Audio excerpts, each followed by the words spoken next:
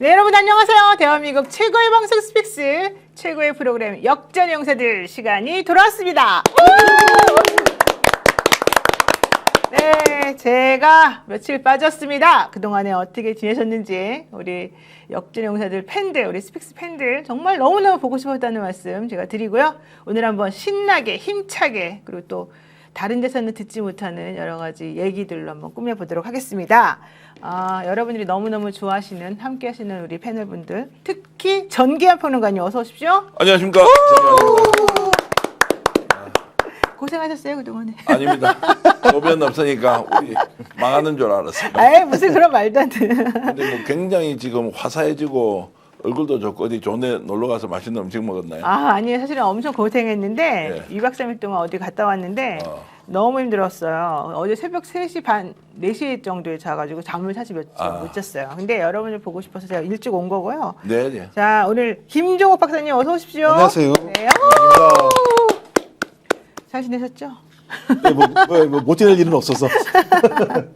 네, 그리고 여러분들 오늘 또 정말 다른 데서 듣지 못하는 이 재판 소식을 우리 김대호 기자 이 위트 있는 소개와 해설로 한번 들어보도록 하겠습니다. 어서 오십시오. 네, 안녕하십니까. 네, 김 기자님은 누구 재판에 다녀오신 거예요? 오늘은 좀 특별하게 이상민 재판으로 좀 다녀왔습니다. 오. 왜 그러냐면 여기가 재판부가 한번 중간에 바뀌었어요. 그래가지고 바뀐 재판부는 어떤 재판부인지 한번 보고 왔는데 세상에나 오늘 가장 중요한 재판 중 하나였습니다. 너무 잘하셨네. 계엄 당일 CCTV가 다 공개가 됐어요. 우와. 그래서 오늘 어떤 내용들이 있었는지 한번 재밌고 샅샅하게 말씀드리도록 하겠습니다.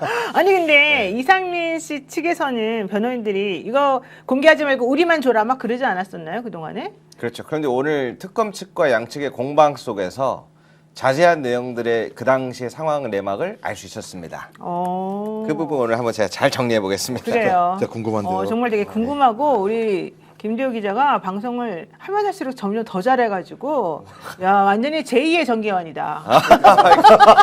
의거로 전문인데 이러면은 돈 많이 듣는데 빨리 본론을 이야기하라 이렇게 이제 나오는데 오늘 의거로까지 적당히 하는 걸 봐서는 젊은 그러니까. 사람이 벌써 세상물이 많이 들었다 이 생각이 듭니다. 닮아가는 것 같아요. 그렇죠, 닮아가죠. 닮아가는 거 더 좋습니다. 네, 감사합니다. 정말 감사하고요. 많은 분들 아직 안 들어오셨는데 해요 말아요. 이거 할까 말까 이거 되게 중요한 거라서 빨리 하고 싶은데 할 테니까 여러분들이 다른 분들 빨리 들어오라고 얘기 좀 해주십시오. 자, 오늘 첫 번째 주제 단독으로 가겠습니다. 이게 지금 CCTV가 공개됐기 때문에 우리가 얘기할 수 있는 부분인 거잖아요. 네네네. 오늘 공개되나요, 이 CCTV?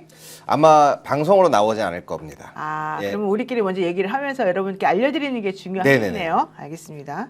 그 CCTV가 공개되면서 그동안에 최상목 전 대통령 권한대행이, 직무대행이 어떠한 거짓말을 했는지 무슨 형상기억 종이요? 예, 뭐 접히지 않는 호주머니 쪽지? 다리미로 달인. 네, 다리미로 다리. 근데 그게 다 거짓말이었다는 게 오늘 지금 제일 중요한 부분인 것 같아요. 자, 오늘 이상민 재판의 핵심 내용이 무엇이었습니까? 자, 딱 세 가지 키워드 얘기하겠습니다. 박성재, 네. 최상목, 이상민 세 명은 긴장해야 될 겁니다. 왜요? 자, 그 이유를 오늘 하나씩 설명을 드릴 건데요. 네. 이제 방금 말씀드린 최상목을 이야기하기 전에 앞서서 먼저 설명드려야 될 게 있어요. 계엄 당일날 어떻게 시작되는지를 말씀드려야 되는데요. 19시 경에 삼청동 안가회동에서 이제 경찰청장 조지호 김봉식을 마치고 윤석열이 돌아옵니다. 12월 3일 오후 19시경 7시 오후 7시 경에 네. 그게 이제 CCTV가 나와요. 그리고 오후 8시 14분경에 박성재가 1등으로 도착을 해요. 박성재가 1등으로 도착해요. 그래서 비서실 안내에 따라서 거기 대기실이라고 하는 접견실이 있어요. 글로 들어갑니다. 그 다음에 김영호 통일부 장관 도착하고요. 네. 오후 8시 33분. 그리고 오늘의 재판의 주인공이었던 이상민 장관이 오후 8시 39분에 도착을 하는데요. 네. 그 뒤로 한덕수, 조태열, 조태용 국정원장 순으로 계속 도착을 합니다. 그런데 한덕수 총리마저 조태열, 조태용도 다 대기실로 먼저 안내받아서 가요. 근데 왜 오늘 이날 이상민은 재판을 받고 있냐? 네. 다이렉트로 대통령 직무실로 갑니다. 먼저 자기는 접견실 이런 데 대기실 안 가고 네. 아. 한덕수 국무총리도 대기실로 갔다가 나중에 불러서 가는데 네. 다이렉트로 갔다는 점. 이상민이. 그렇죠. 그런 점이 다르다는 점. 아, 네. 자, 이거 적어 놓으셔야 돼요, 여러분. 네. 일단 다른 사람들은 전부 다 대기실과 접견실에서 기다렸다가 대통령하고 이제 뭐 국무회의인지 뭔지 하러 가는데 그렇죠. 이상민은 그냥 탁탁탁탁 걸어가지고 제일 먼저 대통령과 독대하러 들어가더라. 그렇죠. 이것이 무엇을 뜻하는 것인가? 이거 되게 중요한 부분이다. 지난번 다른 재판에서 나왔던 건데 윤석열이 계엄 선포를 하려고 할 때 내가 선포하면은 군말 없이 따를 놈들을 먼저 불러라. 그랬죠. 그 얘기를 지난번에 스픽스에서 해드렸거든요. 그러한 부분의 과정이라고 저는 보고 있는데 네. 자 이어서 가보겠습니다. 네, 좋아요. 그래서 특검 측이 이거에 대해서 제기를 해요. 이상민 장관은 뭔데 한덕수 국무총리도 대기실 있다 들어가는데 다이렉트로 갈 수 있냐. 내란 주요 공모자니까 가능한 거 아니냐라는 이제 제기를 해요. 네. 근데 여기서 이상민 변호인단도 큰 실수를 합니다. 진짜. 이상민 장관을 살려야 되잖아, 변호인단은. 그렇지. 무슨 소리냐. 최상목도 바로 접견실로 왔다. 자기 거 밝힌 거예요? 우와. 그래서 최상목 CCTV도 막 확인합니다. 우와. 그래서 최상목과 이상민은 접견실로 대기실로 가지 않고 바로 윤석열 직무실로 갔다. 아, 나 혼자 죽을 수 없다. 최상무 너도 죽자. 같이 죽자. 이 얘기군요. 자, 그럼 정리해 보겠습니다. 네. 제일 먼저 왔던 건 한덕수 총리도 아니었고 박성재였고 박성재였다. 그리고 대기실 없이 다이렉트로 대통령실로 들어간 거는 이상민, 이상민? 최상목이었다. 네. 자, 첫 번째 내용 좋죠. 네. 제가 오늘 10분만 딱 단독하겠습니다. 예. 자, 그러면 두 번째 최상목이 쪽지라 그랬잖아요. 왜 쪽지라 그랬냐면 오늘 이상민 내용에서 나오는 건데 그러다가 이제 딱 들어갔어. 직무실 대통령실로 들어갔어. 갔더니 이렇게 이제 우리 게스트 선생님 앉아 계신 것처럼 자리가 있어요. 거기에 딱 앉았는데 종이가 있었다는 거예요. 그 종이에 전국 대상으로 12월 3일 오후 10시에 비상계엄을 선포하겠다. 네 줄이 크게 써 있었대요. 우와, 그거 굉장히 어머, 어머. 중요한 그럼 얘기인데. 그들은 8시 정도에 다 알았다는 거네? 전부 다 알고 있었다는 거죠. 그러네. 그리고 그 종이가 그 네 줄만 써 있는지 확인이 지금 좀 더 안 되죠. 필요한 부분인데 그래서 이상민 장관이 깜짝 놀라서 물어봤다는 거야. 이게 대체 뭡니까? 네. 라고. 그런데 거기에 이제 김용현도 있었거든요, 안에는. 윤석열, 김용현, 박성재 세 명이 자기가 물어봐도 아무도 대답을 안 해주고 아무도 눈을 안 마주쳤다는 거예요. 이상민 주장이 네, 이상민 측 주장은. 전 행안부 장관 주장은 자기는 대통령이 있는 곳으로 먼저 딱 들어갔는데 거기에 3명이 있었다. 네. 박성재와 윤석열과 김용현이 있더라. 그렇죠. 그래서 이게 뭐냐 물어봤는데 아무도 대답 안 하고 눈 안 마주쳐 주더라. 그렇죠. 그렇죠? 그래서 아무런 대답도 못 들은 채 거기서 7분 동안 대기하고 있었다는 거야. 그 안에서. 그래서 이게 지금 특검 측이 무슨 소리냐, 무슨 어떻게 아무 말도 없을 수가 있냐. 그렇죠. 그리고 또 한 가지는 박성재 장관도 만약에 계엄을 몰랐으면 네. 놀라거나 뭔가 뭐 얘기를 했어야 될 거 아니야. 근데 왜 셋 다 대답을 안 해?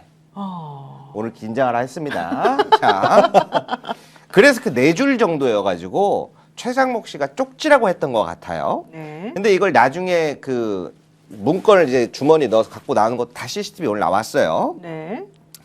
그런데 그러면 최상목은 왜 제가 잘못됐다 위증이냐고 말씀을 드리냐. 국무회의가 나중에 여차여차해서 비슷한 형태로 열려요. 국무회의라고 저는 보진 않는데 근데 그때 당시에 자리에 배석된 종이들이 있어요. 이렇게. 근데 최상목만 유일하게 따로 윤석열 대통령이 문건을 줍니다. 문건. 그렇죠. 종이 쪽지 한 장이 아니라 문건. 그렇죠. 그래서 다른 국무위원들은 그런 문건을 못 받았는데 네. 최상목한테는 문건을 줬다. 몇 쪽 정도가 되는 거예요? 와. 그걸 모르겠는데 쪽수는 봉투로 돼 있으니까 봉투로. 그래서 추정하건대 그 기재부 관련된 지시사항 아니었겠냐라고 이상민을 살리기 위해 이상민은 문건을 받지 않았다. 이상민을 살리기 위해서 최상목은 계속 죽어라 이러는군요. 그렇죠. 최상목 그때 문건 혼자 받았다. 다른 국무위원들 다 받다. 아, 이런 게 난 좋아. 자기들끼리 이렇게 내부 분열이 일어나서 진실을 알려줘야지. 박성재가 작살나고 저기 누구죠? 저기 최상목이 작살난 거네요. 그렇죠. 그죠? 이상민 자기를 변호사들이 이상민을 살리기 위해서 둘을 작살낸 지금 상황이 오늘 벌어진 거죠. 그렇죠. 그래요. 예. 그러니까 이상민 살리려다가 지금 둘이 작살나고 있는 상황이 나온 거예요. 근데 박성재 왜 영장 기각되냐고요. 그것도 2번씩이나. 이 방송 나오고 나면은 다시 한번 청구해야 되는 거 아닙니까? 그래서 오늘 제가 세게 얘기해 드립니다. 자, 그런데 그 시점에 네. 그러면 김용현은 거기에서 최상목과 함께 이제 있었잖아요. 예. 그러면 대통령 그때 어디 있었어요? 여기가 만약에 대기실이 여기 있다고 치면 집무실로 들어갔단 말이에요. 예, 거기에 네 사람이 이제 있어요. 그러면 직무실은 좀 이쪽에 있습니다. 예. 그래가지고 보통 이제 처음에는 김용현이 막 누구 들어오세요 이런 식으로 하다가 나중에는 그 역할을 박성재가 해요. 한덕수 총리 들어오세요. 오. 이거 어떻습니까? 강하죠? 어. 계엄을 놀랐다고 몰랐다는 사람이 네. 거기서 계엄 당일날 그걸 앞두고 한덕수 총리 들어오세요. 박성재가? 그렇죠. 아. 윤석열 대리인 역할을 박성재 장관이 했네요. 그러니까 지금 한 몸이네 다들. 영장 판사에 의하면 내란의 인식과 관련해서 상당히 다툼의 여지가 있다고 그러는데 그럼 예를 들면 아무 생각도 없이 들어오세요 그렇게 했다는 얘기예요 결론적으로? 그렇죠. 왜 그러냐면 어쩐지 웃으면서 그러더라. CCTV 풀 영상이 있잖아요. 그러니까. 반박할 수가 없는 부분이에요, 이거는. 그러네요. 야, 그러니까 주요 임무를 종사한 거네. 어허. 그렇죠. 그래서 지금 박성재 영장 기각에 저 CCTV가 있었을까? 어허. 근데 왜 특검이 그 증거물로 저는 그 채택이 안 돼서 부분이 그럴 수도 있고. 한참 뒤에 그러면 이걸 특검에서 확보했다라고 추정해야 되는 거예요. 아니면 영장을 청구하는 과정에서 이 내용이 있었으면 주요 임무 종사로는 100%인데 김용현, 박성재, 최상목이잖아. 네. 이상민은 오히려 거기 들어갔지만 모르고 있었고 이게 뭐야라고 했는데 7분 동안 아무 얘기를 안 했다는 거 아니에요. 근데 그 이상민 말을 믿을 수 있어요? 그래서 제가 예. 오늘 그 점도 정리를 해드리려고 하는데. 아, 미안합니다. 중간중간에. 아니요, 너무 오늘 딱 필요한 질문 해주셨는데. 근데 이 상황에서 저 필요한 말을 제가 한마디 해드릴게요. 박성재 전 법무부 장관 재판부가 정해졌습니다. 누굴까요? 누구. 이진관 부장판사. 내란 가담 김건희 수사무마 의혹으로 기소된 박성재 전 법무부 장관의 사건을 한덕수 전 국무총리 내란 방조 등 혐의 사건을 맡은 이진관 부장판사가 맡았습니다. 와, 지금 와, 이거 보니까 너무 중요하지 않습니까? 너무너무 중요하네. 네, 해당 재판부는 한덕수 전 총리의 내란 우두머리 방조 및 내란 중요 임무 종사 혐의를 심리 중이고 다음 달 21일에 선고를 앞두고 있는 중인데요. 박성재 전 장관은 완전히 피봤습니다. 야, 정말 제가 보는 앞으로 뭐가 될 것 재판부 중에 같아요. 예. 이진관 재판장이 독보적이에요. 그렇죠.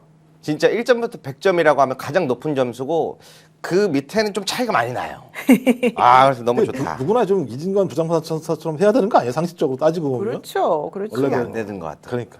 네. 어쨌든 좋습니다. 계속 해주십시오. 어디까지 했죠?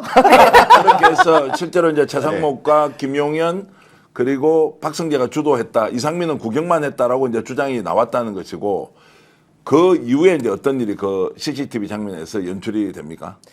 제가 오늘 사실 내용을 너무 많이 들고 와가지고 정리가 조금 더 시간이 필요한 상태인데 원래 속보는 그냥 있는 대로 대충 이야기하셔도 돼요. 날 것으로. 시청자들이 워낙 네. 잘 이해하기 때문에 그렇죠. 있는 대로가 800줄인데. 오늘 그래서 중점은 뭐였냐면 이상민 재판의 중점은 단전단수 지시에 대해서 그 문건 이게 있었는데 자기가 그 CCTV 찍힌 문건을 뭐라고 주장하냐면 울산에서 김장 행사하는데 아내를 두고 와서 그 행사 팜플렛이다 그랬다가 어머나. 처음에는 그냥 멀리서 내가 눈이 하도 좋아가지고 멀리서 이렇게 그렇죠, 보아가지고 단전 써 있어서 걱정됐다 이런 말밖에 안 했는데 거짓말이죠. 그게 거짓말이었잖아요. 그렇죠. 그리고 나중에 이제 종이가 이렇게 딱 드러나고 나니까 우리 와이프가 김장 행사 때문에 뭐 어쩌고저쩌고 하는 것이었다. 그래서 계엄을 하면 와이프가 항공편 타고 올라올 수 있을까 걱정돼갖고 어머머. 그걸 봤다는 거예요. 그렇게 얘기를 했다가 또 조금 지나서는 생각해보니까 스케줄표였다는 거예요. 생각해보니. 스케줄표. 그렇게 계속 우기면서 가다가 네네네. 특검 측이 뭘 제시하냐면 여러분들이 기억하신 한덕수랑 웃으면서 얘기하면 보는 거 있잖아요. 예. 그러면은 그게 뭐 몇 줄 안 되는 건데 그거를 막 10분 또 가까이 심각하게 보면서 이렇게 얘기를 하냐. 아니 그리고 그런 중요한 상황에서 자기 와이프랑 무슨 김장 얘기를 하려고 그 종이를 쳐다보고 웃고 있겠어요. 말이 안 되는 거지. 그렇죠. 그러자 이제 갑자기 변호인 측에서도 막 저 CCTV 영상 막 조작설도 나오고. 화면에 나옵니다. 지금 바로 저 장면인 거죠? 네. 한덕수 씨하고 같이 얘기 나누는. 그리고 웃는 거에 대해서는 뭐라 그러냐면 네. 원래 이상민 장관이 잘 웃는다. 뭘 잘 웃어요. 원래. 국회 나오면 전혀 안 웃더만 보니까. 그 말을 뭐 믿어요. 아까 거꾸로 돌아가서 최상목이 그래서 대통령 윤석열로부터 이제 대통령도 아니죠. 윤석열로부터 그 봉투에 든 문건을 받고 나선 행동을 어떻게 해요? 다른 사람은 종이 쪼가리 한 장씩만 있는데 실제로 최상목. 최상목이가 문건 자체를 받아와서 이게 앞으로 이제 중요한 계엄 이후의 상황을 최상목이 주도하라라는 역할을 줬단 말이에요. 네. 그때 어떻게 이제 해요, 최상목은? 제가 이 부분은 나중에 번복할 수도 있는 부분이에요. 예. 왜 그러냐면 네. 이게 재판장에서 이제 이상민 증인 측에서 하는 이야기를 전해드리다 보면 네. 사실관계 확인이 한 번 더 필요할 필요가 있어요. 왜냐하면 제가 화면을 보면서 하는 게 아니고 화면은 자기들만 보고 음성만 저는 들어요. 아, 그러다 보니까 그거를 다 받아 적고 제가 이걸 해석을 한번 다시 해야 되는데 그러네.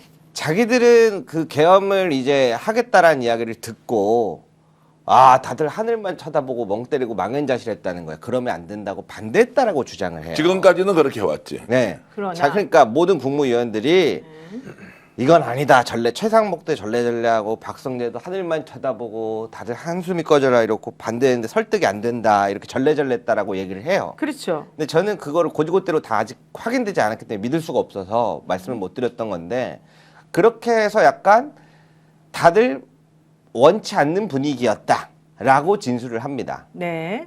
근데 이제 한 명은 빠진 거잖아요. 박성재는 원치 않은 게 아니라는 게 지금 확인된 거잖아요. 그래서 아까 말씀드린 것처럼 사실 앞뒤가 안 맞는 거예요, 지금. 그러니까 8시에 모여가지고 이미 예. 비상계엄을 10시에 한다는 걸 다 보고 거기에 대한 실행 계획이 구체적인 업무 분장으로 이어지고 각자 역할이 부여됐단 말이에요. 그러면서 야 한덕수 들어와봐, 누구 들어와봐 라고 하는 것은 사실일 건 아니에요. 그렇죠. 이걸 누가 그거는 소설로 쓸 수가 없는 거 아니에요. 네. 최상목이 거기에 있었던 거 맞고 CCTV에 나온 거는 문건이 다른 사람과 달리 두꺼운 하여튼 서류로 돼 있었다라고 하는 것은 8시부터 내란이 일어날 걸 알고 준비를 하는 자와 여기에 동조를 해줄 자들이 대기하고 있고 왔다 갔다 하면서 업무를 충분히 숙지하는 상황. 그리고 윤석열이 와서 11명이 왔느냐 안 왔느냐라고 하는 것은 그 다음에 일어난 것이니까 지금까지 나왔던 거는 가만히 있는데 갑자기 윤석열이 불러서 가보니까 뭐야 이거 계엄한다고 해서 그 자리에서 반대했다라는 말은 새빨간 거짓말이라는 것이 이상민의 증언과 특검의 질문에서 다 나온 거 아니에요. 그리고 변호인들의 자백으로 나온 거죠. 그러니까요. 자, 오늘 정리를 해드리겠습니다. 이상민 전 행안부 장관의 형사 재판에서 비상계엄 날 당일에 이상민 전 장관이 자기의 자켓 주머니에 문건을 넣었다가 꺼내보는 모습이 CCTV 영상으로 확인이 됐습니다. 공개가 되었습니다. 기사 나왔나요? 네, 오늘 서울중앙지법에서 열린 이 전 장관의 내란 중요임무 종사 혐의 재판에서는 아까 우리 김대호 기자가 말한 CCTV 영상이 풀로 제시가 됐는데요. 특검팀이 공개한 영상에서는 그날 밤 9시 50분경에 이상민 씨가 문건을 자신의 왼쪽 자켓 주머니에 넣었다가 약 10초 뒤에 이를 다시 꺼내서 보는 장면이 포착이 됐고요. 그 이후에 윤석열 씨와 김용현 국방부 장관이 등장을 하고 김용현은 국무회의 정족수 충족에 필요한 숫자로 추정되는 손가락도 펼쳐 보인다고 설명했습니다. 여기에 대해서 이상민 측은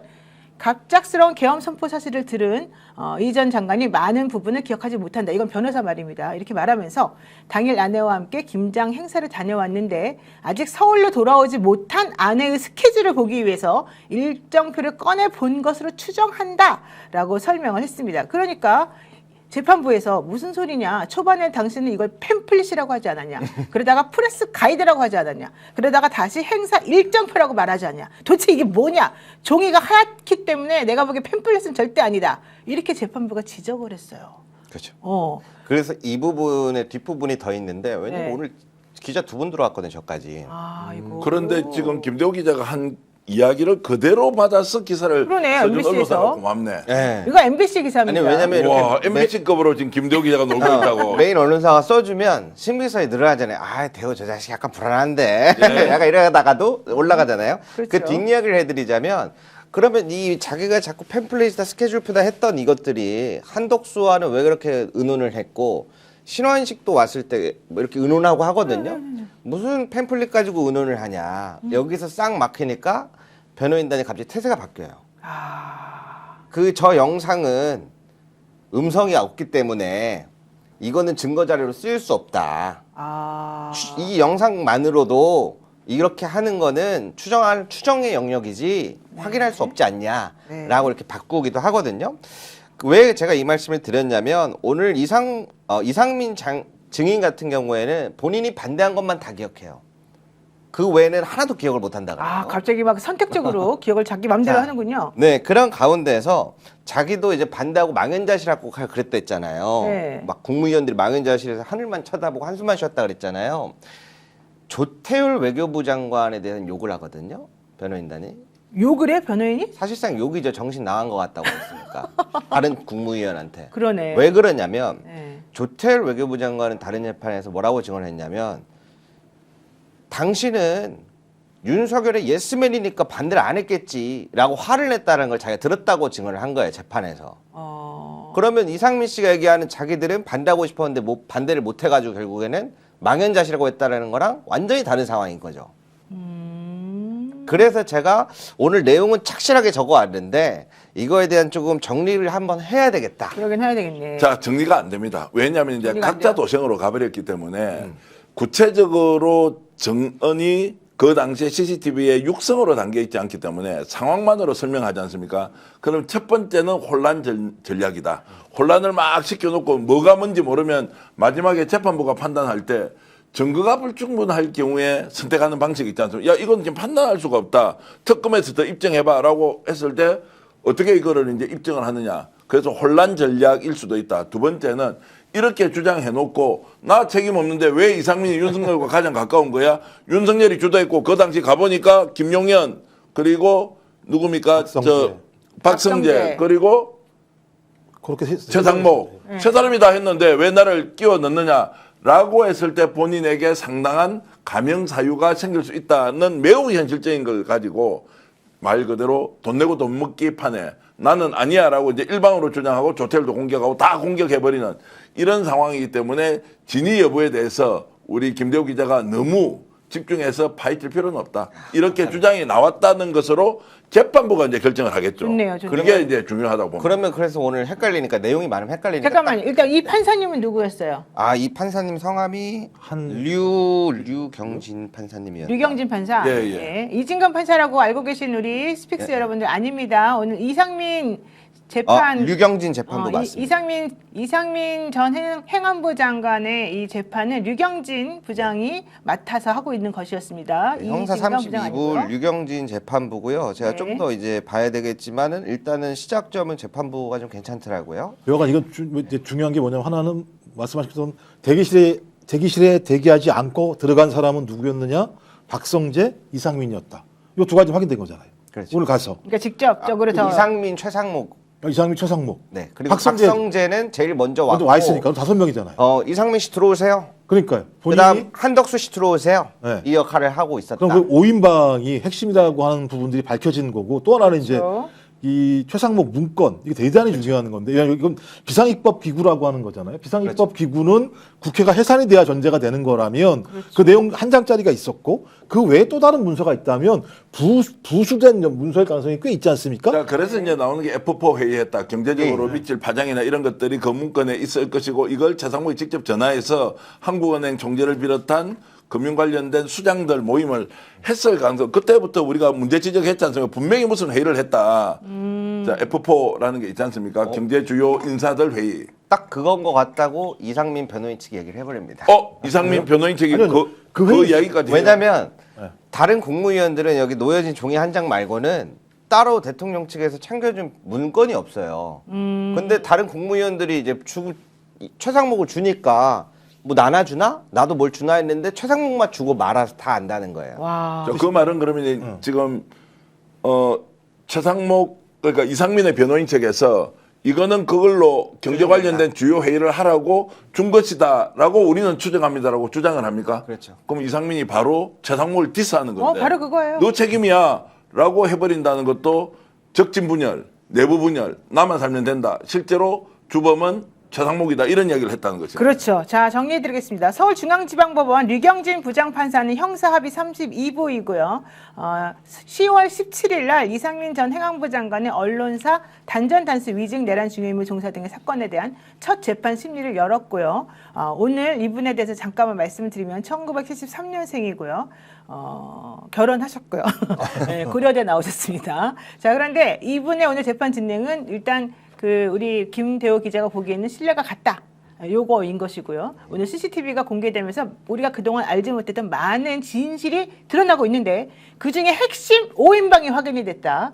일단 윤석열은 뭐 당연히 1번으로 있고 김용현 그리고 박성재 그리고 최상목 그리고 이상민 5명인 것 같다. 그런데 이 5명 중에 이상민 측 변호인들이 지금 최상목을 디스해주고 있다. 그래서 최상목의 거짓말이 지금 밝혀지고 있다. 여기까지가 일단 우리가 지금 얘기한 거예요. 그리고 재판부는 제가 일단은 좀 아직까지 현재까지는 긍정적으로 보는 부분이 왜 그러냐면 그래서 다음 기일에는 박성재를 증인 소환을 해요.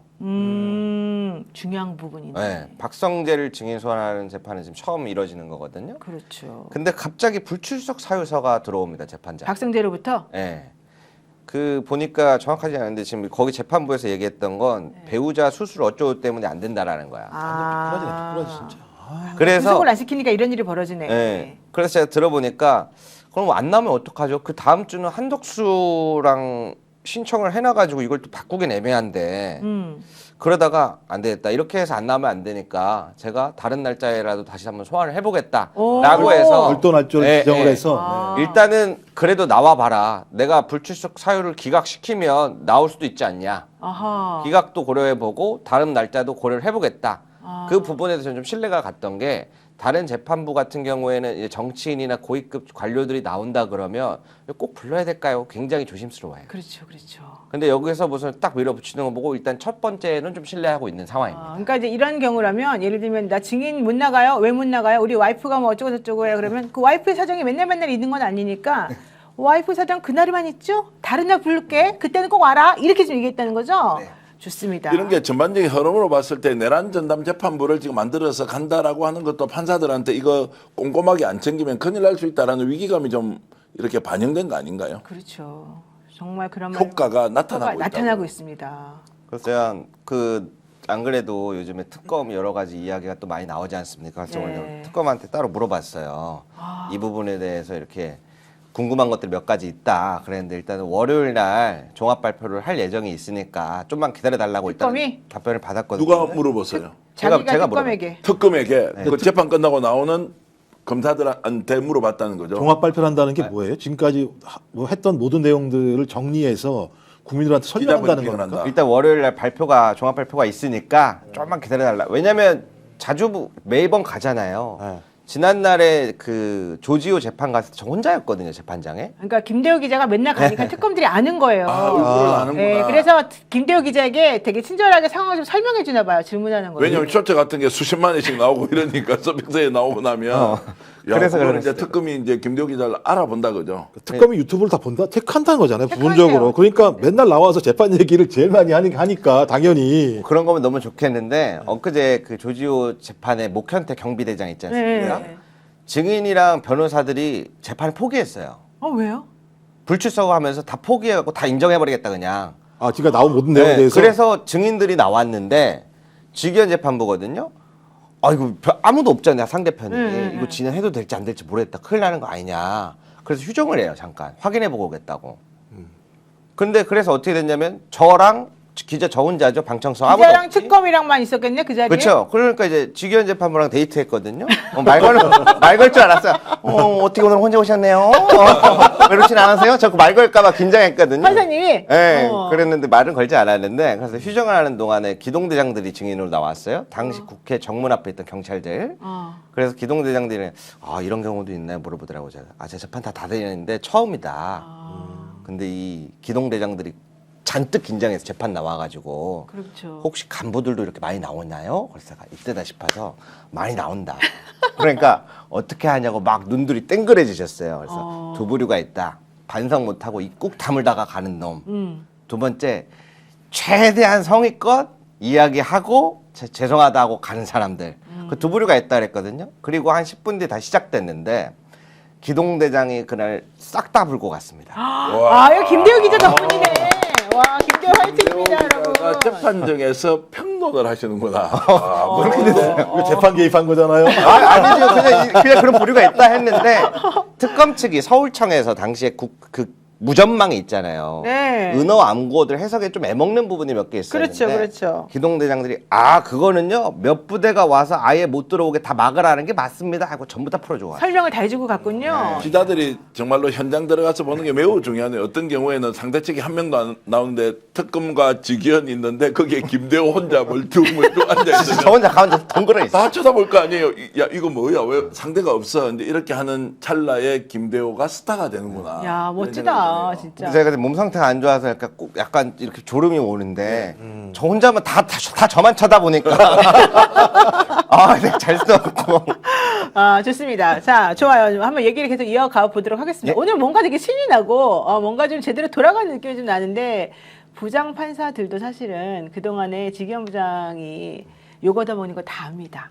그리고 한성진 부장 재판도 요거다 먹는 거 다 압니다. 우리 그러면 안 된다라고 생각하고 있고요. 이진관 부장이 응원받는 것도 다 압니다.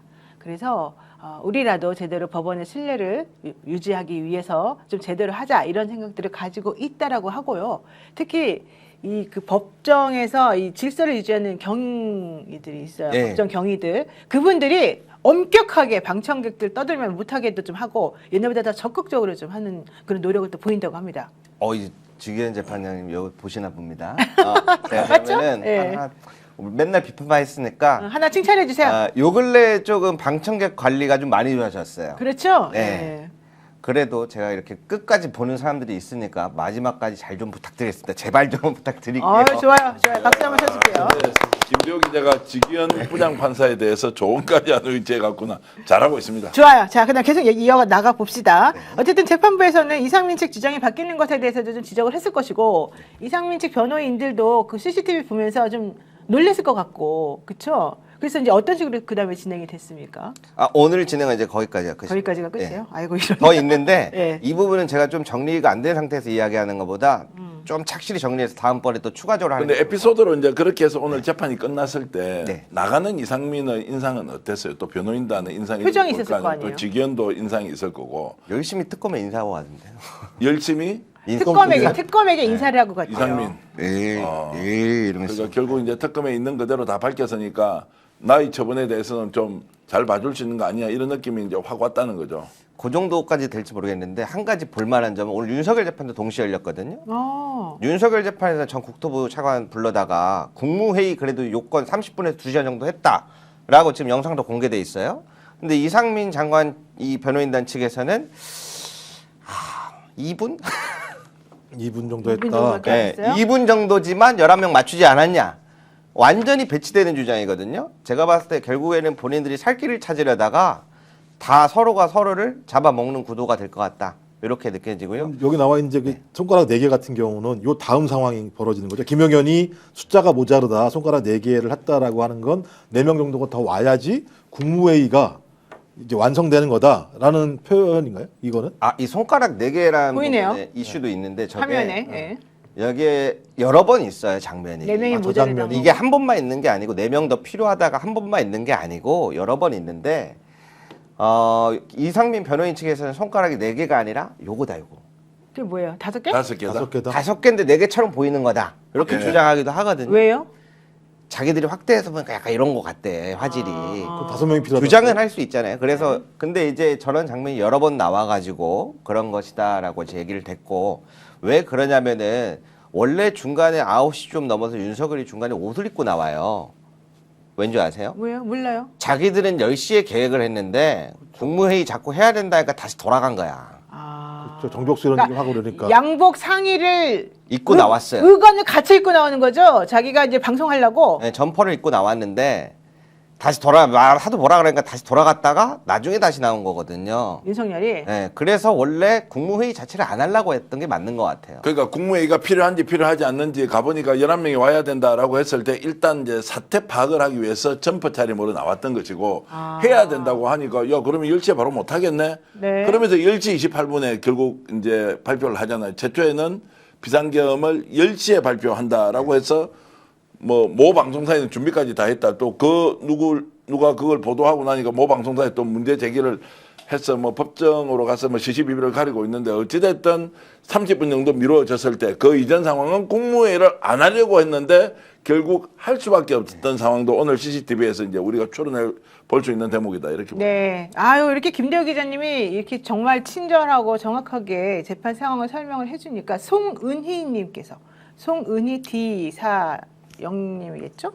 김대호 기자님 응원합니다라고 얘기하셨고요. 아유, 감사합니다. 네, 많은 분들께서 김대호 화이팅 댓글도 이 달아주셨습니다. 슈퍼챗 2만 원은 직접 가지고 가시는 게 수수료 떼고 나서 다 가지고 가시는 게 좋겠다. 그럼 우리 스픽스 시청자분들을 위해서 아주 짧은 재미난 토크. 김용현 변호인단 감치 어떻게 되나? 제가 물어봤습니다. 예. 감치. 네. 그 누구한테 물어보고 이하상과 권우현 변호사에 대한 이하상 감치 변호사한테 어떻게 물어봤죠. 되는지. 이하상 변호사 직접 물어보실 거예요? 네. 이하상이 물어봤어요? 네. 기자니까 물어볼 수 있지. 근데 제가 좀 실수를 했어요. 뭐라고? 이제 약간 거기 가면 지지자들이 있어요. 그래서 어머 변호사님 이렇게 하면서 물어봤어요. 감치 어떻게 하고 계세요? 이렇게 물어봤어야 됐는데. 어좀 속상해요. 이 집안 때문에 너무 힘드시겠어요. 이러면서 물어봐야 되는데. 그래서 저도 그렇게 왜 지지자인 척하고 모르니까 물어봤어요. 감치 언제 되세요? 그랬더니 그랬더니 이제 티가 나더라고. 지지자들이 이렇게 막 어머 변호사님 어떻게 이렇게 물어봤어야 됐는데 감치 언제 되세요? 마치 기다리는 사람처럼 물어보니까 누구세요? 딱 그러더라고요. 무섭다 좀. 그래서 어떻게 했어요? 다음번에 또 물어봐야죠. 대답을 안 해줬다. 근데 결국에는 감치가 김대호를 결정되면 째려보다가. 집행은 언제 합니까? 그게 이제 집행 날짜를 정해주나 보더라고요. 그는 판사가 정합니까? 아니면 제가 감치되는 사람이? 아니 되는 사람은 정하지 않죠. 예. 이제 그 판사나 아니면 저는 정확히 저도 이제 감치를 언제 하는지는 모르겠는데 아마 제가 알기로는 교도관 쪽하고 저기 구치소 측하고 좀 상의해가지고 이게 날짜를 좀 정하는 걸로. 지금 15일 플러스 5일 5일 이렇게 돼 있죠. 권우현 씨에 대해서. 근데 그 2개월 내에 해야 된다는 거 아니에요? 감치. 네, 그 이것도 기간 안에 2개월 하니까 내에. 당연히. 지금 많이 갔지 않나요, 시간이? 아니 지난번에 5일 추가 재판한 거는 며칠 안 됐고 그 15일 전 거는. 것 15일 거는 조금 더 됐고 그래서 아직 시간 좀 있습니다.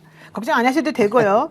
자, 되면 제일 먼저 알려드리겠습니다. 네. 그리고 또 중간에 여러분한테 이 설명도 드리겠습니다. 여러분들 제일 걱정되는 게 사실 김용현 씨 12월 25일부터 구속기간이 만료가 돼서 풀려날 수 있는 상황이었지 않습니까? 그래서 오늘 김용현 씨에 대한 추가 구속을 위한 영장 실질 심사가 있었습니다. 일반 이적죄 추가 기소인데요. 실질적으로 3시간 30분 만에 이 세 번째 구속 심사가 종료가 됐습니다. 구속 기한이 25일까지였기 때문에 변호인 측에서는 편법적 구속기간 연장이다. 구속기간의 연장을 위한 그런 것이다라고 주장을 했고요. 특검에서는 범죄가 중대하고 증거인멸의 우려가 있다라고 얘기했습니다. 근데 법원에서 하나 주문사항이 있었습니다. 19일까지 추가 의견을 내주세요라고 했습니다. 양측에 얘기한 겁니까? 그런가 봐요. 자, 내란 특검팀에서는 증거인멸이 우려된다고 구속 필요성을 주장했으나 김용현 측에서는 편법적인 구속기간 연장입니다라고 하니 재판부에서는 그렇다면 양쪽 다 오는 19일까지 추가 의견이 있을 경우에 제출을 해달라라고 얘기했기 때문에 19일날 그걸 받아보고 그 다음 20일부터 25일 사이에 아마도 영장 기각이냐 발부냐가 결정이 될 것 같습니다. 오늘 이 구속영장 실질심사는 형사 36부 이정혁 부장판사의 주재로 열렸고요. 오늘 오후 2시 30분부터 오후 6시까지 이루어졌습니다. 일반 이적 직권남용 등 혐의를 받고 있는 이 김용현 씨에 대한 구속된 피의자 신문이었는데요. 저는 이거는 무조건 발부라고 봅니다. 왜냐하면 지금 김용현 씨가 구속되어 있는데도 김용현 씨 변호인단들이 밖에 나와가지고 그 엄청난 분란을 일으키고 방청객들까지 동원하면서 막 이상한 행동을 하지 않습니까? 그래서 이진강 부장이 감치까지 시킨 일이 벌어졌는데 만약에 김용현 씨를 풀어줘봐요. 영장이 하나가 만료됐다는 것 때문에. 그러면 그걸 감당할 수 있겠습니까? 이 재판부가? 저는 그래서 무조건적으로 발부될 거라고 봅니다. 자, 이게 이제 중요한 것은 23일입니다. 12월 23일 날 일반이적죄와 관련해서 윤석열에 대한 것도 또 영장을 추가로 발부하는 해야죠. 문제가 이제 정리를 해야 하기 때문에 네. 그 이전에 김용현을 만약에 구속영장 재발부로서 계속 구속수감 상태를 유지한다. 윤석열도 똑같은 상황에서 1월 18일 날 풀려날 가능성이 있는 것이 아니라 계속 12월 23일을 기준으로 6개월간 또 연장이 되는 부분이기 때문에 이것이 연동되어 있다라는 것도 시청자 여러분께 미리 말씀을 드리겠습니다. 네, 그리고요. 사실은 그 김용현 측에서는 뭐라고 얘기했느냐면 내가 구속되는 게 두려운 게 아닙니다. 이런 식으로 수사를 한다면 앞으로 어떻게 우리 같은 국방을 담당하는 사람들이 군사작전을 행하겠습니까? 이런 걸 가지고 우리를 괴롭히지 마십시오. 이런 취지를 말했습니다. 야, 정말로 개소리 뻔뻔하죠. 나는 왜 이런 것까지 이렇게 잘 알아서 말해주는 거야? 근데 자. 저는 더 화나는 건 뭐냐면 네. 솔직히 재판부가 신속하게 재판을 진행했으면 이런 일도 안 생기는 거잖아요. 따지고 보면 자기들이 제가 볼 때 김용현 재판 되게 늦게 개시가 되게 만들었고 시간을 계속 끌었기 때문에 이런 일이 만들어진 건데 만약에 자기들이 또 그걸 풀어준다? 그렇죠. 제가 볼 때는 재판부가 그냥 내란 세력들 다 밖에 나와라고 한 것밖에 안 되는 상황이기 때문에 네. 저는 뭐 법리적인 판단을 해야 됩니다만 도의적으로라도 사법부가 저렇게 완전히 무너져 버리게 되면 네. 우리나라 정의를 누가 지켜요? 그럼 제가 볼 때 이번만큼은 지들도 양심에 손을 얹고 발부를 해야겠죠. 맞습니다. 12월 23일이요? 아, 이거 애매한데. 왜? 23일에 비공개 재판이 하나 있는데. 누구? 노상원? 이게 공개가 잘 안 된 건데 어. 노상원이 탑승했던 산타페 차량 네. 블랙박스 육성 관련된 재판이 하나 있거든요. 이거 되게 중요한 건데. 그렇죠. 지금 대부분 진술 거부하고 있잖아요. 네. 근데 본인이 탑승했던 차량에 남아있는 블랙박스는 거부하기 힘든 부분이 이제 나올 거란 말이죠. 대화도 다 나오는 거잖아요. 대화가 나오는데 녹음이 이제 나오겠네. 그건 방청객들은 듣지 못했어요. 그래서 헤드셋으로 특검에서 질문을 하면서 헤드셋으로 노상원에게 사실이냐 아니냐 물으니까 진술을 거부해버려요. 그래서 그 내용이 뭐냐, 국가기밀 사항이냐 아니냐라고 하는 것까지 이제 지금 얽혀 있기 때문에 막바지로 가면서 우리가 지금까지 보지 못했던 새로운 증거를 가지고 어허. 주요 임무 종사냐 아니냐라고 하는 부분, 내란의 공범이냐 아니냐라고 하는 이제 결정적 증거들을 특검에서 마지막 기소할 때는 공개할 가능성도 있지 않겠느냐라는 생각은 좀 해볼 수 있습니다. 그리고 제일 중요한 거는 지금 노상원 씨가 자기 마음대로 진술도 거부하고 증언도 거부하고 막 이런 식으로 행동하잖아요. 근데 이번에는 자기가 그렇게 못하는 거야. 그 거짓말도 못하고. 맞습니다. 왜냐하면 녹화가 다 돼 있고 자기 목소리로 나오는 거라서 그걸 자기가 거짓말을 하게 되면 위증죄 처벌을 받으니까 이렇게 나오나 봐요. 하나 더 있습니다. 그래서 이제 노상원의 입에서 이걸 누가 지휘를 했느냐, 지시를 했느냐라고 하는 것이 본인이 살기 위해서 마지막 주도가 아니고 나는 시키는 대로 따라했다라고 하는 부분에 대해서 그렇죠. 그 상위자가 누구냐, 김용현이냐, 아니면 윤석열과 직접 통화를 했느냐라고 하는 거. 왜냐하면 노상원이 지금 벌였던 이 일의 그 수첩 내용과 실제 실행 계획,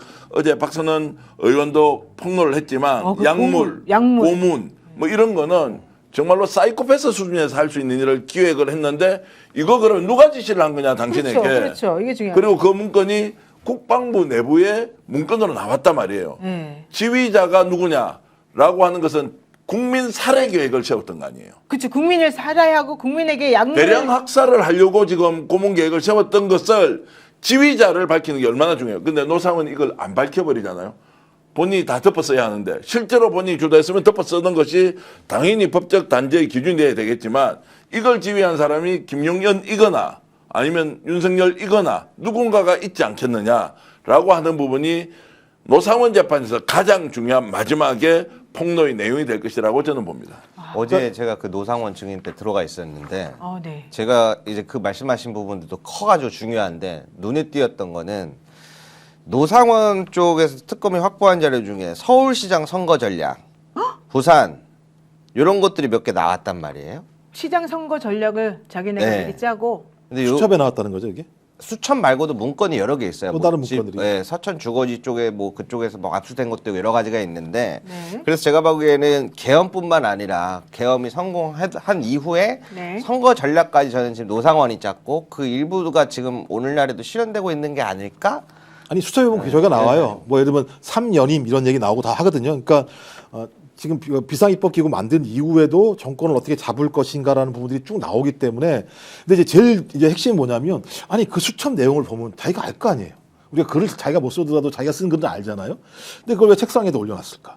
대단히 중요한 증거 자료인데 책상에다 올려놓은 이유가 뭘까? 아니, 그 김대중 저 같은 거 어떻게 하시겠어요? 그 자료가 있으면. 제가 보기에는 저도 그것이 이해가 안 되는데 수첩이 굉장히 여러 종류인 것 같습니다. 우리가 이제 노상원 수첩이 좀 상징적이니까 이렇게 수첩 그러는데 특검 측이 제시하는 것만 봐도 엄청나게 많아요, 뭔가가. 그래서 그 중에서 책상에 올려놓은 수첩 같은 경우에는 또 중요한 부분인 내용도 있는데 그것까지는 막 크게 생각 못했을 수도 있을 것 같아요. 김도 기자한테 이거 하나 여쭤볼게요. 자, 그러면은 지방선거에 준비를 한다는 거 있지 않습니까? 네. 서울시장, 부산시장 선거잖아요. 네. 그때 연도가 나옵니까? 아니면 월만 나와요? 거기까지는 제가 확인 안 됩니다. 자, 이거 한번 보세요. 2024년 12월 3일 날 비상계엄 내란을 일으키고 나서 그들이 해야 되는 여러 가지 작업 중에서 대량 학살, 전쟁 유도 이런 게 있잖아요. 네. 지방선거는 2026년이에요. 2년 뒤에 일어나거든요.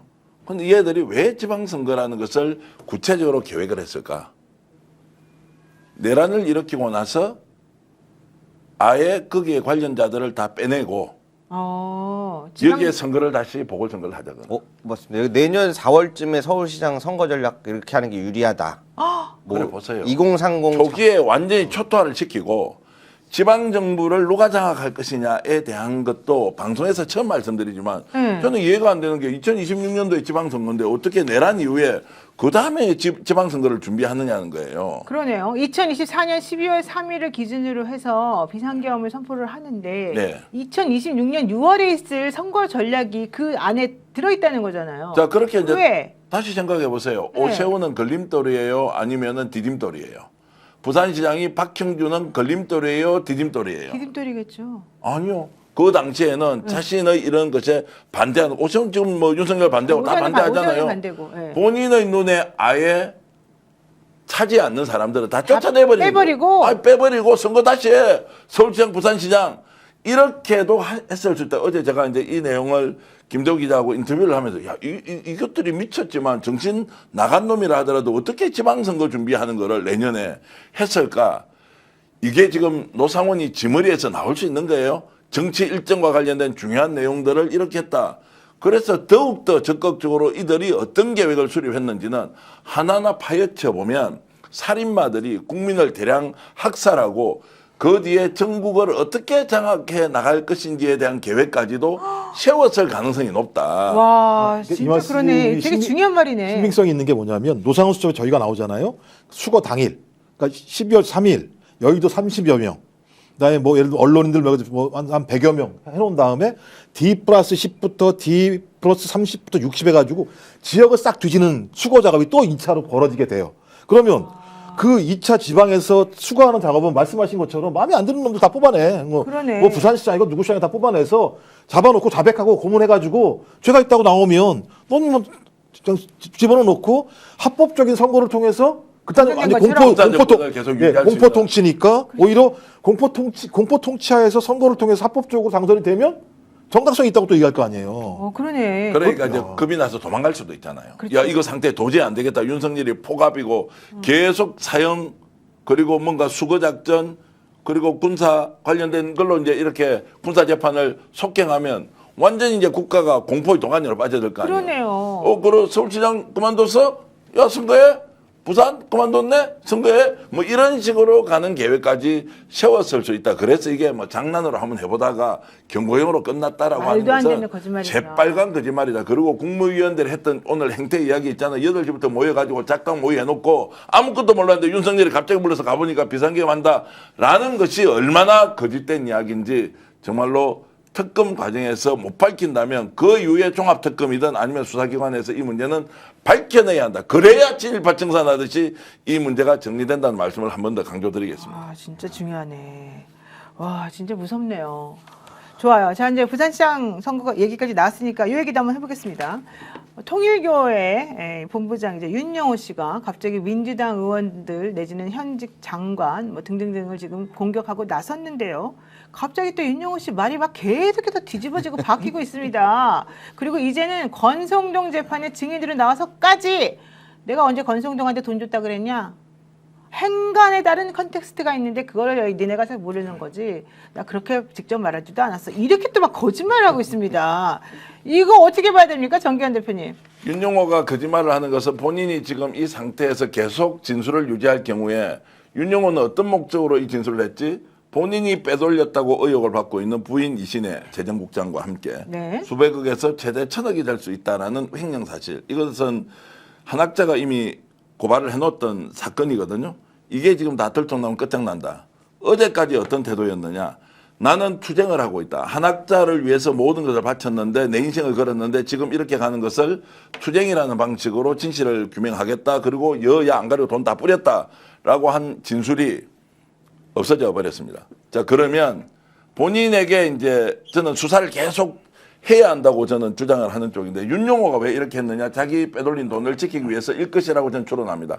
해외도 엄청난 돈이 나갔을 것이다 라고 보는 것이고 이거 이재명 대통령이 나서가지고 야 여야 지휘고하를 막론하고 다 수사하라 라고 하는 것이 결국 자신에게 돌아올 거를 아니까 지금까지 진술한 내용을 부인함으로써 이 증거의 신빙성을 아예 탄핵시킨다고 합니까? 네. 이렇게 해버리면 증거가 나오지 않는 이상 아무것도 아니잖아요. 그렇죠. 야, 그래서 이게 보통 머리가 아니다. 원래 이 사람이 머리가 정말로 기획력이 뛰어나다. 나쁘게 얘기하면 조작, 날조 또는 왜곡 이렇게 하는 전문가였는데 지금 그 수법을 그대로 자기가 드러내면서 이 사건 자체를 있는 것도 아니고 없는 것도 아니고 그냥 아무것도 아닌 것처럼 만드는 이제 작업을 시작했다고. 바로 봅니다. 이게 중요한 겁니다. 이게 정리를 해보면 이거죠.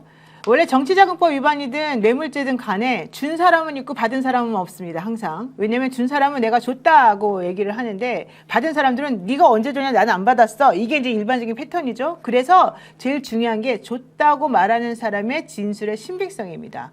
근데 여기서 지금 핵심은 윤영호라는 사람은 주었다고 말했던 사람이라는 거죠. 처음에. 근데 이 사람이 갑자기 말을 바꾸는 거예요. 민주당 사람들은 막 끌어들이더니 갑자기 이제는 권성동에 대한 것까지 나 그렇게 말한 적이 없어요. 매우 조심스러워요. 이러면서 자기가 말한 걸 없애버려요. 그러면 이제는 이 재판을 여러분이 보시면 준 사람도 없어지고 받은 사람도 없어지는 거예요. 그럼 어떻게 됩니까? 무죄가 나올 수가 있다는 거죠. 이게 바로 이 사람이 지금 노리고 있는 노림수가 아니겠느냐. 그래서 이 재판을 엉망진창으로 만들어보려고 하는 거 아니겠느냐. 이게 이제 핵심인 거죠. 자, 어제 국수본에서 천만다행으로 이런 낌새가 왜냐하면 워낙 이게 판이 커져버렸으니까 윤영호의 진술의 신빙성을 확보하려면 어떻게 해야 됩니까?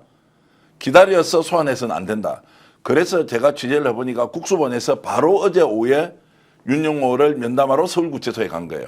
3시간 동안 조사했어요. 그 과정에서는 본인의 진술이 일관되게 맞았다는 거예요. 오늘 갑자기 어제까지는 맞았는데 오늘 갑자기 바꿔버린 거예요. 작전을 변경했죠. 본인의 최측근이 매일 거기에서 면담을 하고 이렇게 하면서 이쪽 저쪽을 재보면서 했는데 어제 갑자기 대통령의 의중 그리고 국수본의 적극적인 수사 과정에서 진술을 부인하고 있지 못하다가 오늘은 이제 바꿔버렸죠. 그래서 일단 세 사람은 피의자 신분으로 전환하고 출국 금지 조치를 내렸지 않습니까? 그렇죠. 이게 국수본에서 신의 한 수다. 일단은 그 증거를 수사기관에서 한 번 더 확인했으니까 지금부터 진술을 바꿔버릴 경우에는 자 이것이 아니라는 것을 이제 입증해서 기소 단계까지 가지 않겠냐는 것이고요. 이제 요게 수사를 주어로 놓고 보면 이런 것이고 다른 한편으로는 전재수 전 장관이 지금 이제 이 문제에 대해서 완강하게 강력하게 있는 사실을 부인하지 않습니까? 네. 이제 이런 부분도 오히려 실제적 진실로 다가가고 있는 전재수 장관 말이 맞겠네. 박지원 대표께서 의원께서 나와가지고 나는 전재수를 믿는다라고 좀 이야기한 게 있잖아요.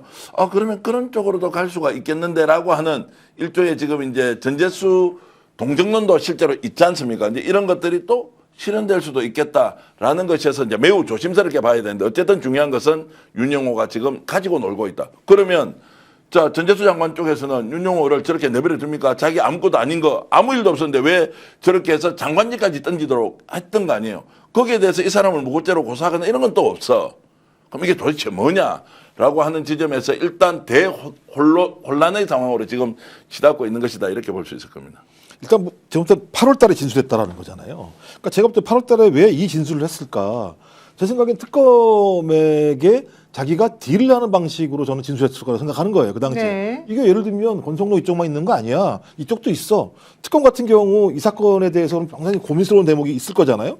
전 그래서 그 당시는 자기가 특검 수사를 일정하게 예를 들면 혼선을 빚게 하기 위해서 얘기를 한 거라 생각이 들고 최근에 와서 얘기하는 내용들을 보면 갑자기 뭐가 있는 것처럼 얘기했다가 지금 얘기를 들어보면 장소도 모르겠고 시점도 모르겠다 얘기한단 말이에요. 다 모르겠다 그렇게 나와. 장소와 시점을 모르는 뇌물이 어딨냐고 상식적으로. 그렇다면 저는 이 부분과 관련해서 실질적인 신빙성이 없을 가능성이 매우 높다라고 보는 거고 특히 전재수 전 장관 제 대학 2년 후배기도 한데 일단 그 당시에 전재수 그 당시에 의원이 친문의 실세였나?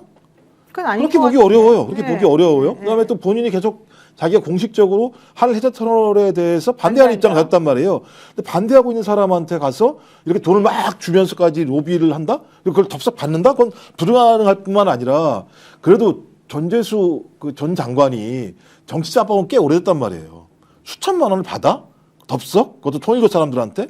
그럴 가능성도 없고 그다음에 본인 스스로도 그러니까 제가 전재수 의원을 잘 아는데 그런 사람은 아니에요. 그러니까 제가 박지원 의원 얘기처럼 전 그래서 이거는 제가 볼 때는 통일교 차원에서 일이 벌어졌다기보다는 윤영호가 자기가 특검에서 뭔가 자기의 어떤 딜을 위한 방식으로 진술을 늘어난 내용 자체가 지금 어떤 방식으로 밖으로 흘러나온 거잖아요. 근데 흘러나온 것도 어디서 흘러나왔겠어요? 검사들 쪽에서 흘러나오지 않았겠어요? 그러면 소위 이 검사들, 그러니까 특검에서 돌아가는 검사들 이런 사람들을 통해서 이 내용이 밖으로 흘러나왔다는 측면에선 이건 구체적인 뇌물, 정치자금 문제를 떠나서 상당히 정치적인 게임이 지금 벌어지고 있는 것이라는 생각이 들어서요. 말씀하신 것처럼 국가수사본부에서도 명확히 예를 들면 이 내용을 수사하면 제가 볼 때는 오래 안 걸릴 것 같아요. 제가 이 수사 내용 자체가. 제가 이제 통일교 취재를 지금 한 4, 5개월 계속하고 있고 그리고 지금 무엇이 진실이다 아니다라는 것을 판단할 수는 없습니다. 다만 이제 취재하는 내용을 공유해서 결국 어떤 결과가 나올지는 수사 결과를 지켜봐야 하는데 2018년도 9월 5일경으로 추정되는데 이제 오늘 뉴스공장에서는 윤영호가 이야기했던 부산의 모 행사장에 전재수 전 장관이 직접 가서 축사를 했다라는 이야기. 근데 충모사라는 이야기가 있고 이걸 뭐 어떻게 찾아봤는 모양이에요. 근데 제가 오늘 놀랍게도 그 당시 그 행사에 갔던 사람을 취재하게 됐어요. 오. 그래서 이 뭐냐. 9월 달에 2018년 9월 달에 통일교 행사가 서면에 있는 롯데호텔에서 5,600명 정도를 모아놓고 식사 대접을 하는데 이게 뭐냐. 방송에서 이제 처음 쓰는 단어인데 평화대사라는 이름으로 전국 단위로 학자 총재가 주도권을 가지고 나서 5개 지부가 있습니다. 전국에. 서로 경쟁적으로 유력 정치인, 지역사회 유지들을 모아놓고 식사 대접을 하면서 통일교 행사인지 아닌지 구분이 안 되도록 해서 내용으로는 통일교 행사인데 형식은 평화를 기원하는 모임을 일종의 교류회 같은 걸 하는 거예요.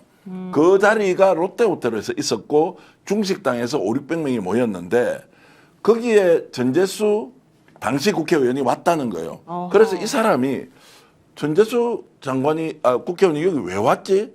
이거 다음에 문제가 좀 될 것 같은데 네. 라는 것으로 자신은 이해를 했다는 거예요. 그러고는 축사를 하고 식사를 하지 않고 갔다라는 것은 제가 이제 오늘 취재를 했으니까 윤영호가 지금 수사보고서에서 나와 있는 부산에 5,600명 행사에 갔다라고 하는 것이 이것과 동일한지 아닌지는 모르겠는데 롯데호텔로 이제 명시가 되어 있고 통일교 주요 행사의 일람표에 보니까 그 시점에 롯데호텔에서 평화대사와 관련된 행사를 했다는 기록이 지금 나왔는 거예요. 일치하는지 아닌지는 모르겠지만 일단 행사에는 참여했다. 자, 이제 이걸 가지고 이제 전재수 전 장관은 해명을 좀 할 필요는 있을 것이다. 이것은 돈을 먹었다 안 먹었다라는 문제와 전혀 관계없이 자신은 그 행사가 통일교 행사인지 아닌지 모르고 갔다거나 지금 본인은 통일교 관련된 어떤 행사에도 참여한 적이 없다라고 했는데 이제 이 부분이 오늘 저희들 취재를 통해서 확인이 됐으니까 본인이 그게 나왔다라는 것을 부인을 하든지 아니면 이 사람이 그러면 그 당시 기억을 더듬으니까 잘못 봤다든지 그러나 너무나 구체적으로 그때 있었던 상황을 이야기를 하고 있으니까 좀 진위 논쟁이 좀 더 이어지겠구나. 통일교와 전혀 무관하지 않다. 이제 이런 부분이 하나가 있고 또 취재한 거 좀 하나 더 말씀을 드릴까요? 네네네. 통일교 내부 쪽에 저는 이제 이런저런 취재원을 갖고 이렇게 하는데 통일교는 이렇다는 거예요. 그냥 눈먼 돈이니까 먹는 놈 임자다 이렇게 이야기가 된다는 거예요. 그러면 뇌물을 줍고 시계를 2개 받았다. 그러고 이게 우리가 지금까지 보지 못한 여러 가지 상황을 여러분들이 확인할 수 있을 것입니다라고 했던 전재수 장관의 말의 이면에는 누군가 이 돈을 줬다고 기록을 해놓고 중간에서 배달 사고를 일으켜서 닦아먹었다. 횡령을 했을 것이다. 뭐 횡령인지 아닌지 모르겠는데 그럼 윤용호가 오늘 애매모호하게 이야기를 해버리죠. 줬다는 것을 봤다 또는 줬다는 얘기를 들었다. 내가 직접 준 건 아니다. 그거를 뭐 줬다는 거를 내가 봤다. 이런 식으로 대답을. 전원이란 이런 식으로 그렇죠. 얘기하는 이제 이게 이제 한 발 물러서잖아요. 네. 그러면 이제 이건 또 어떤 의미냐? 그리고 천정원이 천원궁, 천정궁, 천원궁 뭐 이제 이렇게 있는데 여기에 출입을 하고 있는 것을 관리하는 사람이 있어요. 여기에서 그럼 정치인을 본 적이 있느냐 없느냐 막 지금 취재를 할 거 아닙니까? 여러 명이 왔다 갔다 하는 거예요. 누군지 모르지. 정치인이. 그리고 한학자 총재를 만나려면 어떻게 해야 되는가 하면 차량이 저기서 이동한다라고 하면 천정궁으로 들어가기 전에 문을 열어주는 뭐 문지기가 있을 거 아닙니까? 이제 그걸 경호원이라고 이제 치고 그 차량에 누가 탑승했는지 확인할 수가 없다는 거예요. 구조적으로. 차 번호만 알아요, 그러면? 차 번호도 그때는 뭐 예사롭게 야 누가 가니까 문 열어줘 라고 하면 문을 열어주고 거기에 경배식 같은 게 열리는데 경배식도 뭐 의미가 막 넙죽절을 하고 뭐 어떻게 이제 예수님 앞에서 꿇어 앉아서 기도하듯이 하는지 아닌지 모르지만 어쨌든 그 과정에 통과하는 사람은 누군지를 모르는 상태에서 들어갔다 나온다. 그러면 우리가 개신교 그리고 가톨릭 불교에서 총무원장을 만나러 간다. 당연히 기자들이 따라붙고 정상적으로 하는데 완전 비밀리에 그런 식으로 이제 왔다 갔다 했는데 누가 왔는지도 모른다. 또 하나 더 있습니다. 그 과정에서 본인이 정치인 A, 정치인 B, 정치인 C를 연결했다고 2018년 이후에 계속 자랑을 하고 다녔던 통일교 인사가 있어요. 누구예요? 지금 밝힐 수가 없죠. 전화를 안 받으니까 이름도 알고 제가 이제 시도를 하고 있는데 그러면 이 사람이 나는 정치인 누구누구를 연결해줬다라고 하는 것을 자랑하고 다니니까 들었던 사람이 많을 거 아니에요.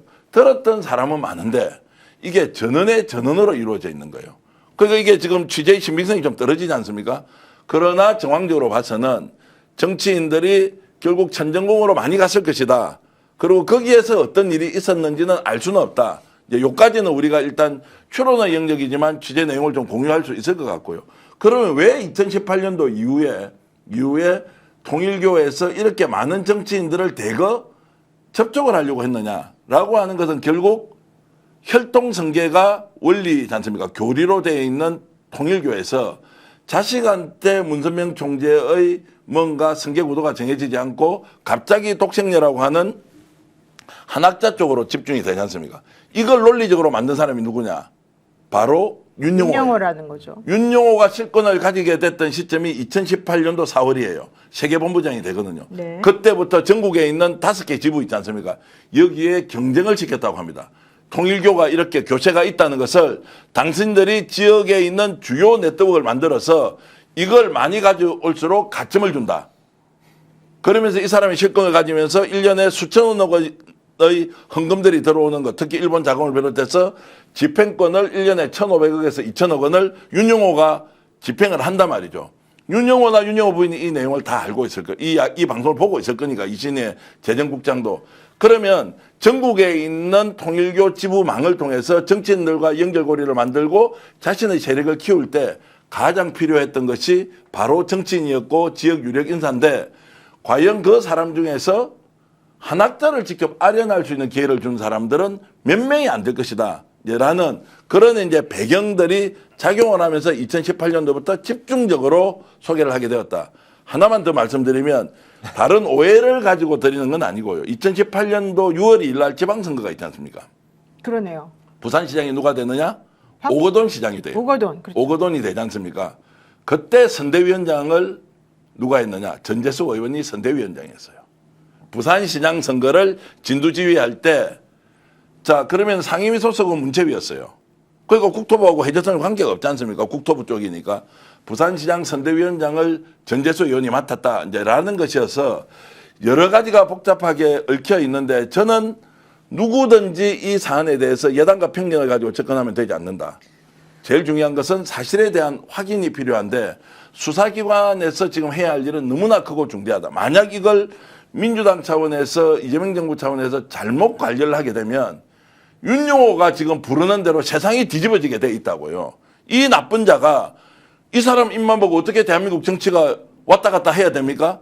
이 자는 교활하게 지금 이런저런 상황을 뒤집고 말을 바꾸고 그러면서 논리적인 전개를 하고 있는 것이어서 수사기관이 진실을 밝힌다는 생각으로 빨리 이 내용에 대해서 정리정돈해야 된다. 전재수 장관이 억울하면 빨리 억울함을 풀어줘야 되고 그것이 아니라면 아닌 대로 가야 되지. 야, 민주당 내에서 이거 누가 분열 책동하는 거 아니야. 이런 방식으로 접근해서는 절대 되지 않는다라는 말씀을 좀 드리고 싶습니다. 오늘 이 네. 중요한 이야기가 나왔으니까 네. 짧게 소개를 하나를 붙이자면 오늘 아침에 뉴스공장에서 600명 행사가 있었는데 전재수 전 지금 장관이 축사를 했으면 영상이 있지 않겠냐.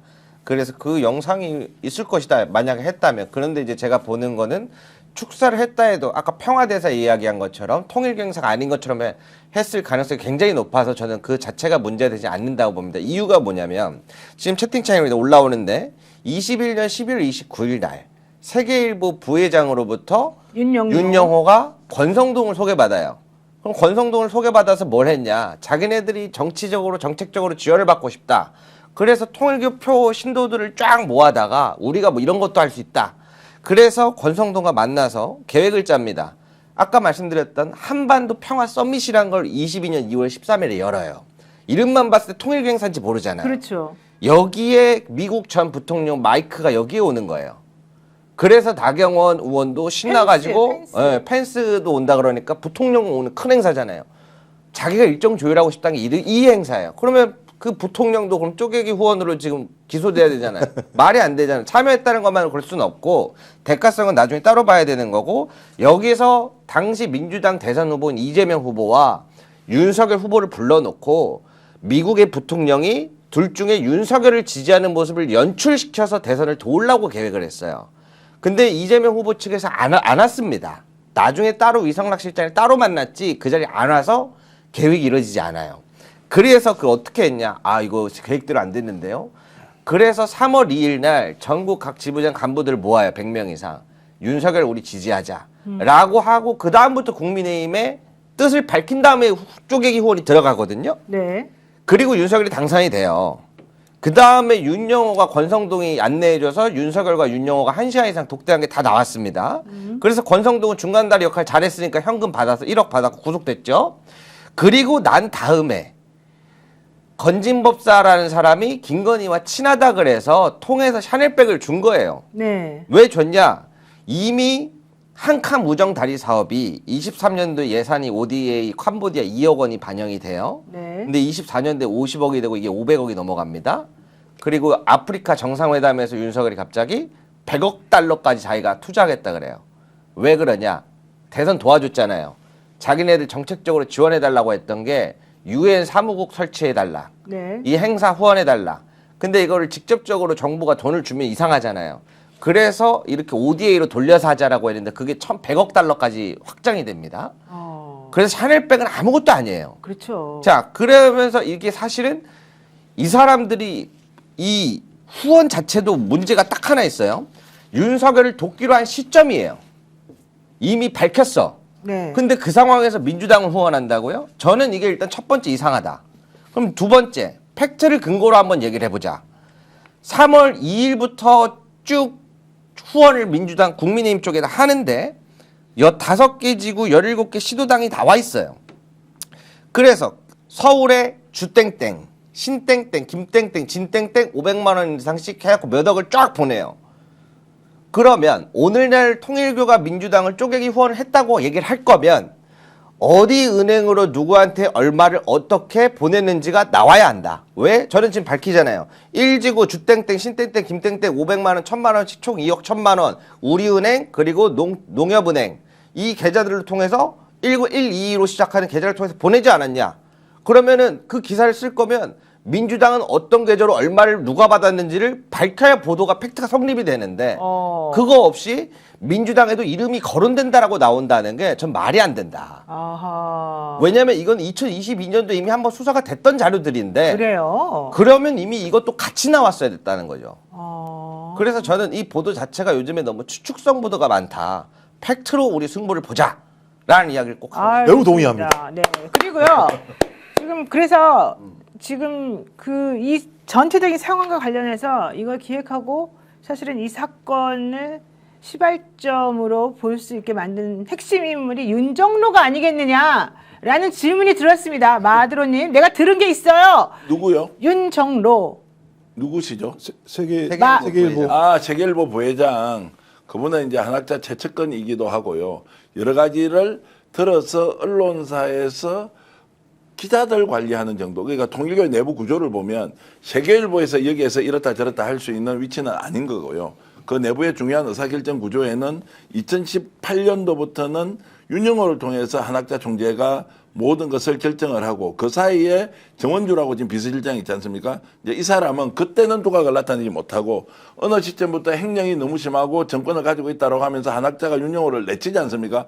그때부터 이제 정원주 실장이 주도한 것이기 때문에 통일교의 내부 전체 상으로 보면 언론사 사장, 부회장 이런 사람은 실권이 없다. 예를 들어 거기도 선문대학이라고 있지 않습니까? 거기에 뭐 총장, 부총장이 실권을 가지다 볼 수 없습니다. 거기에 용인 리조트 같은 거 있지 않습니까? 이런 것도 뭐 사장이 있다 하더라도 실권이 없다라고 이제 보면 되기 때문에 질문은 그렇게 나올 수 있지만 내부에서 은밀하게 이루어지고 있는 이제 이런 사안들이 매우 중요하게 다뤄져야 한다 이렇게 봅니다. 네, 마드로님께서 질문하신 윤정로 씨는 중요 인물이긴 한데 전계한 평론가 아까 말했던 이름을 밝힐 수 없는 그 사람은 아닌 것으로 지금 정리가 되고 있고요. 아니 근데 김대호 기자님이 어떻게 저렇게 정확하게 취재를 해서 농협과 우리은행 일뭐 어쩌고저쩌고 계좌로 주땡땡, 신땡땡, 김땡땡 등등에게 돈이 500만 원씩 가서 2억 얼마가 들어갔다라는 것까지 알게 되었는지 매우 궁금하다. 자, 정치권 인사의 개입 여부에 대해서는 수사가 진행되기 때문에 진짜 우리가 놓치지 않아야 되는 거는 네. 통일교가 IMF 이후에 한 30년 가까이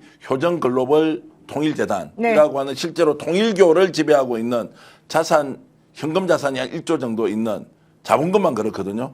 그런 회사에 대해서 한 번도 세무당국에서 제대로 쳐다본 적이 없다.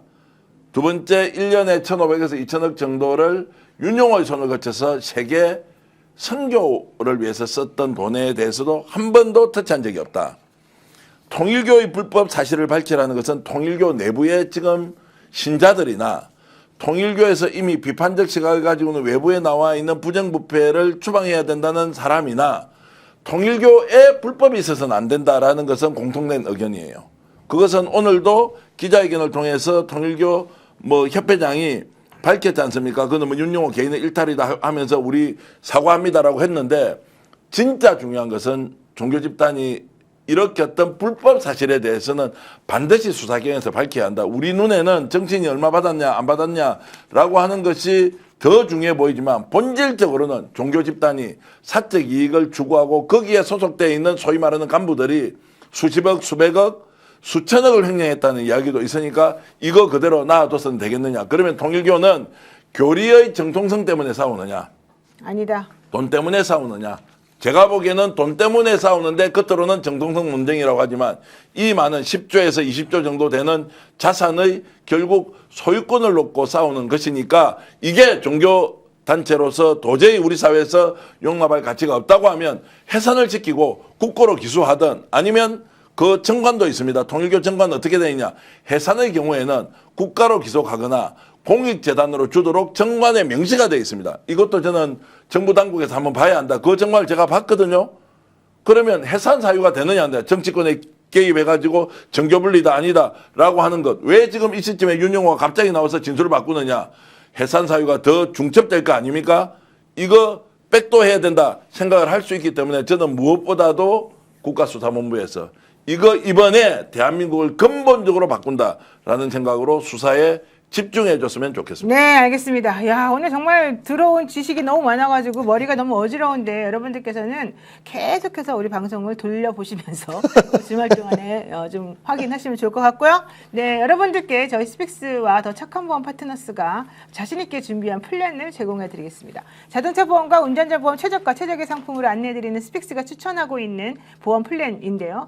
자동차 보험 제도가 필요한 건 여러분들 너무 많이 알고 계실 겁니다. 하지만 지금 여러분이 가입하고 있는 그곳이 혹은 그 회사가 제일 저렴한지 제일 당신에게 맞는 최적의 플랜을 제공하는 것인지는 확인이 필요합니다. 오늘 요즘에 자동차 보험과 운전자 보험을 같이 많이들 가입하고 계시는데요.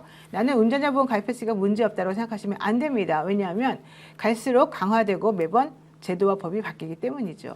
여러분의 운전자 보험 제대로 준비되어 있으신지 운전자 보험이 있는 분 혹은 없는 분 모두 다 한 번씩 확인해 주시면 좋겠습니다. 30단계 손해보험사의 자동차 보험과 운전자 보험 비교 분석해서 안내해 드리겠습니다. 더 착한 자동차 비교 견적 스픽스 운전자 플랜 자신 있게 준비했으니까요. 1644-1226으로 지금 바로 연락 주십시오.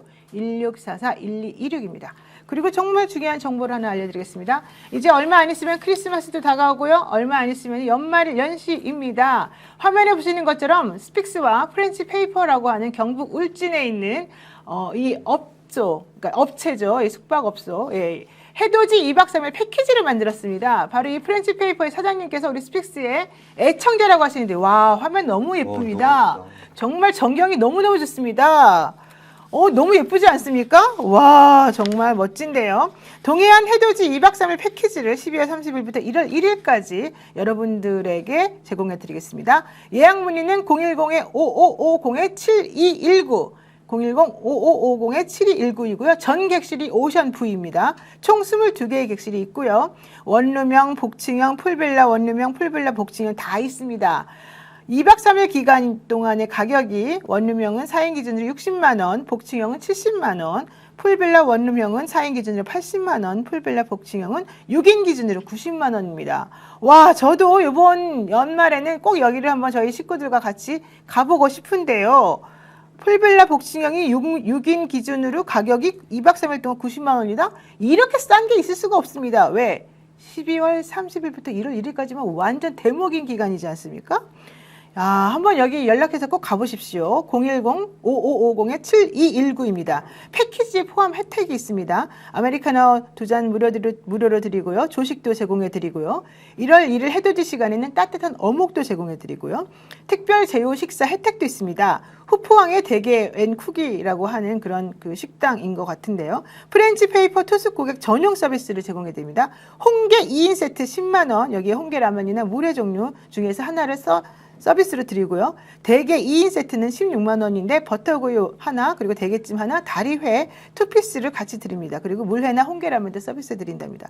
저도 저희 식구들과 함께 여기 꼭 가보고 싶습니다. 여러분들 한번 연락해서 정말 어디서도 맛볼 수 없는 이 멋있는 전경을 우리 스픽스와 함께 또 이 프렌치 페이퍼와 함께 한번 누리시면서 그동안에 많이 힘들었는데 자기 자신을 위로하고 위안해주면서 한번 나도 좀 이런 행복한 추억을 만들어가는구나라는 느낌을 같이 한번 가져보시면 좋을 것 같습니다. 서울에서 기차를 타고 경주역에 가면 2시간 걸리고 거기에서 ITX를 타고 후포항으로 가는데 1시간 한 10분 정도 걸리거든요.